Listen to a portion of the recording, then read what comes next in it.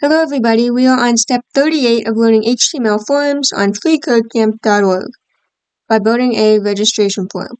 Link the applicable form elements and the label elements together. Okay, so in the label we're going to put for profile picture, and then in the input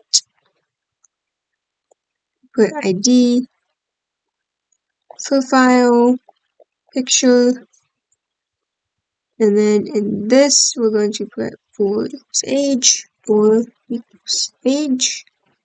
then in this we're going to put ID, age, and this we're going to put for equals refer, and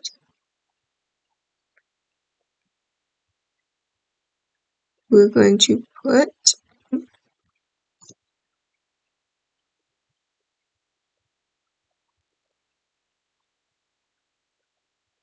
and we will put bio.